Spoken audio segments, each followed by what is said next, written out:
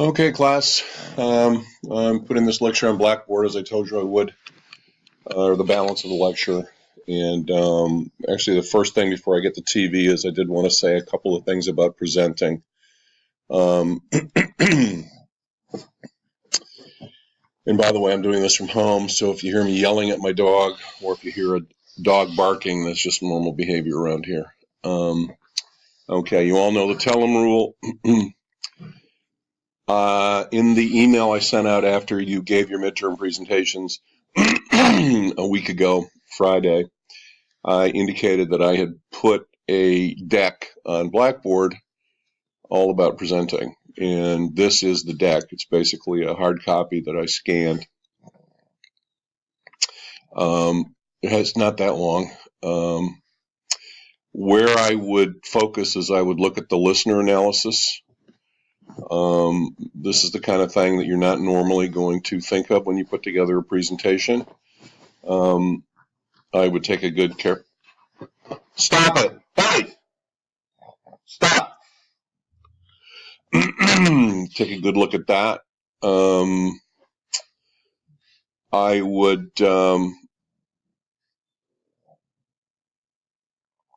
let's see here. I should look at. I'd look at preparation steps. Analyzing your audience is very important. Defining the purpose and set the objectives.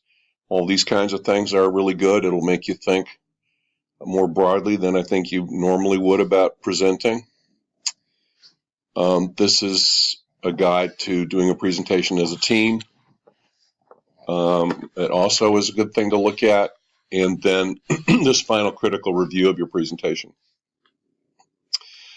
I would suggest that you look at this. I would suggest, as I said before, that you make a copy of the deck and keep it. I'm not going to spend a lot of time on presenting skills in this course. It's not a kind of a core mission of the course. But if you get that deck, I think you will learn a lot. Okay. Concerning putting together a media plan as you did for your midterm, you will recall that I showed you a presentation that I copied, which was given by an agency to a client of mine, PowerMat, a while back. And if you were to look at, and my guess is some of you did, based on your presentations, but if you were to look at that lecture, I believe it's my second lecture, and see how the agency actually did it, it will give you some more ideas about how to present. And you will see right up front, they start with a target audience. When in this case, there were two, the tech junkie and the road warrior were the two targets. And they talk about demographics. They talk about the size of each population, the opportunity, 28.2 million people. And I want you to remember how we, yesterday, with my scribbling on the blackboard and everything, you remember how we tried to estimate the size of the millennial audience in New York City Metro, by the way. Okay. Now, the agency, Maxis, was able to take advantage of research that they owned. And I would suggest you take a look at this again in the library to look for media choices of millennials, viewing habits, media choices. You may find some data there. I think you will find some data there. But anyway, this agency had a lot of data about activities and things that the road warrior does. They also had information about these basic media versus their audience. This is some timing to the launch. They knew things about cable networks having a high resonance, so they knew things because of MRI and Nielsen that we don't have in the library, that if you were the agency, you would be able to draw on. So another sort of gap that you guys had in your presentations, and it's not your fault because you didn't have the data, was what types of media are these millennials or the target in New York exposed to with quantitative proof. I'm just going to race through this now. Okay. As you know, we screened most of network. I thought it would give you a flavor of the TV business. I hope it did a little bit, and we'll, if you want, we'll look at the rest of it in the next class next week. Now we're going to talk about television, and there it is. We've talked about radio, we've talked about out of home, we've talked about newspaper, magazines, and direct mail.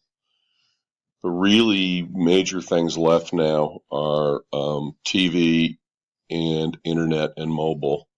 And, you know, we may also want to talk a bit about PR.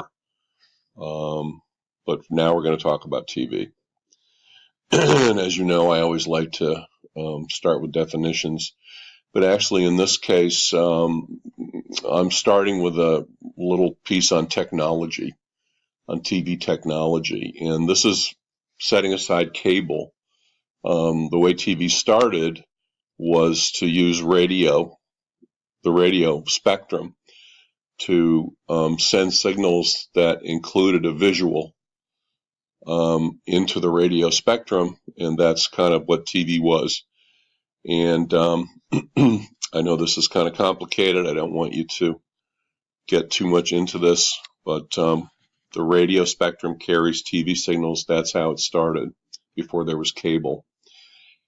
And a fellow by the name of Philo, Philo, Farnsworth, believe it or not, is credited with inventing television. He was an American, grew up on a farm, showed some amazing brilliance and talent early on.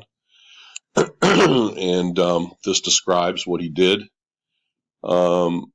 So in the yellow down here, it says he designed and built the world's first networking all-electronic television system, employing electronic scanning in both the pickup and display devices. It was demonstrated to the press in 1928 and to the public in 1934. And in 1999, he was included in the 100 most important people of the century, of the 20th century. Now, I want to talk just a second more about radio spectrum because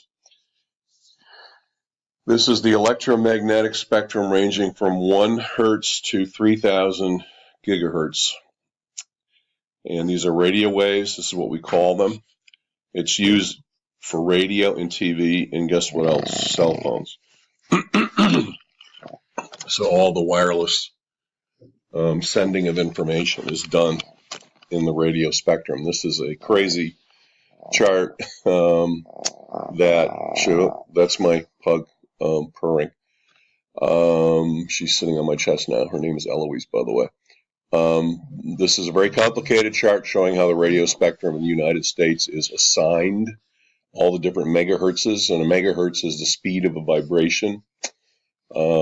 This is focusing in a little bit on it, and if you turn it sideways, which I'm doing now on my computer, there's radio navigation, there's satellite, there's, see where it says mobile, so they're parts of the mobile, there's land mobile, so, and then the actual hertzes or gigahertzes are up on the top there. So, amazing. If somebody asked me a follow-up question on this, I would have to, I would be flat-footed and not have an answer, but I do think it's really interesting that we've got these things, being blasted around us all the time, all these communication on radio waves. So, overview of television, 71.1 billion in 2015. Cable, almost a third and growing. Networks at 16 billion, and spot TV, which is local TV, just like spot radio is local radio, is the balance of the 71.1 billion or so. And by the way, spot TV is what gets the political spending because, as I'm sure you guys know, because of the Electoral College, there are only certain battleground states for national elections. And so political parties and candidates buy advertising in those battleground states and not everywhere. So it's just interesting. I'm sure the spot TV networks are lobbying very hard behind the scenes to keep the electoral college in place because it makes them a lot of money. And of course, in our world, cable happened. First radio waves were used to broadcast television, and basically the television set replaced the radio as a piece of furniture in the middle of the living room. It was black and white, of course, for many, many years. And this is after World War II. And then cable came out, and of course the internet. And now we know television is really kind of changing and becoming streaming and becoming internet channels, not even regular television channels, even remotely based on radio waves. It all comes over cables for the most part. Of course, content is moving to be kind of device neutral video content. As we know, a lot of us watch a lot of video on our mobiles. And that's one reason why the Cable Advertising Bureau, the CAB, located on 3rd Avenue and I want to say 51st Street. It's now called the Video Advertising Bureau because cables don't matter so much anymore. Mobile's growing. We've also got ad avoidance, and we have a new thing called binge watching. So the television world is changing. But it's fair to say also that television is the most powerful and persuasive medium in history. And one reason for that, of course, is the quality of the impression, because you've got color, sound, motion. It can be commercial can be short, can be long, but you look at something like an infomercial, people selling pasta makers, etc. That's a pretty persuasive, long-form piece of advertising. There are the networks, 900 plus cable channels. Lots of people in the U.S. have cable that they pay for, but there is such a thing as cord cutting going on. And by the way, Spot TV, these are the local stations, and some of them are owned actually by the networks, ABC, CBS, NBC. There are also a lot of other companies. Sinclair is one of them. Gannett is another one. Hearst is another one. Meredith is another one that own a lot of local TV stations. So this is the family gathered around the old radio set, maybe listening to FDR after he won election in the early 30s, comforting the nation as we tried to recover from a depression, or maybe comforting and speaking to the nation about Pearl Harbor, a day that will live in infamy when the Japanese armed forces did a surprise attack. Or maybe they're listening to the Jack Benny show or who knows what. But it was a big piece of furniture, sat in the living room. And this is where the family would retire after dinner most nights. And then it was replaced by this box with a black and white image and family watching a TV set. And of course, very key point is that radio models carried over into TV. The same companies. So William Paley, who founded the Columbia Broadcasting System, CBS, the son of a cigar manufacturer, who kind of founded, one of the founders of network radio, just got hold of TV and built TV stations and worked with companies that built TV stations and took his radio programs and basically these same programs, the same shows, and filmed them, cast them and filmed them and broadcast those. And in the early days of TV, it was a case usually of one sponsor per TV show. And Paley was the one who, on CBS, who started selling one show to multiple advertisers. And of course, the way the networks worked was that they provided the programming to the local stations for free in exchange for being able to have their advertisers run on the programming. So it truly was a network, leaving the local stations, by the way, to sell their own local advertisers in the programming. And so when did broadcasting begin in the United States? So 19